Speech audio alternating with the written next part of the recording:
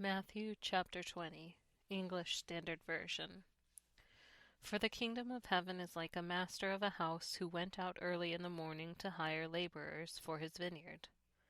After agreeing with the laborers for a denarius a day, he sent them into his vineyard. And going out about the third hour, he saw others standing idle in the marketplace. And to them he said, "You go into the vineyard too, and whatever is right I will give you." So they went. Going out again about the 6th hour and the 9th hour, he did the same. And about the 11th hour he went out and found others standing. And he said to them, "Why do you stand here idle all day?" They said to him, "Because no one has hired us." He said to them, "You go into the vineyard too." And when evening came, the owner of the vineyard said to his foreman, "Call the laborers and pay them their wages, beginning with the last, up to the first." And when those hired about the 11th hour came, each of them received a denarius. Now when those hired first came, they thought they would receive more. But each of them also received a denarius. And on receiving it they grumbled at the master of the house, saying, "These last worked only 1 hour, and you have made them equal to us who have borne the burden of the day and the scorching heat." But he replied to one of them, "Friend, I am doing you no wrong. Did you not agree with me for a denarius? Take what belongs to you and go.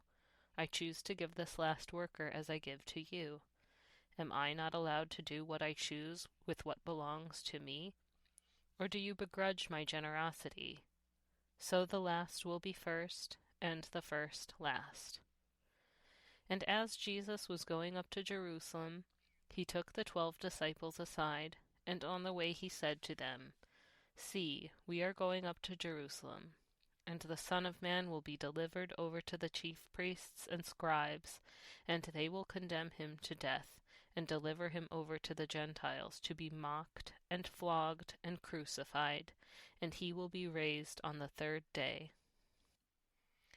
Then the mother of the sons of Zebedee came up to him with her sons, and kneeling before him she asked for something. And he said to her, "What do you want?" She said to him, "Say that these 2 sons of mine are to sit, one at your right hand and one at your left, in your kingdom." Jesus answered, "You do not know what you are asking. Are you able to drink the cup that I am to drink?" They said to him, "We are able." He said to them, "You will drink my cup, but to sit at my right hand and at my left is not mine to grant, but it is for those for whom it has been prepared by my Father."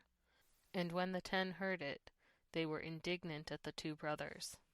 But Jesus called them to him and said, "You know that the rulers of the Gentiles lord it over them, and their great ones exercise authority over them. It shall not be so among you. But whoever would be great among you must be your servant, and whoever would be first among you must be your slave, even as the Son of Man came not to be served, but to serve, and to give his life as a ransom for many." And as they went out of Jericho, a great crowd followed him. And behold, there were 2 blind men sitting by the roadside. And when they heard that Jesus was passing by, they cried out, "Lord, have mercy on us, Son of David." The crowd rebuked them, telling them to be silent. But they cried out all the more, "Lord, have mercy on us, Son of David." And stopping, Jesus called them and said, "What do you want me to do for you?" They said to him, "Lord, let our eyes be opened."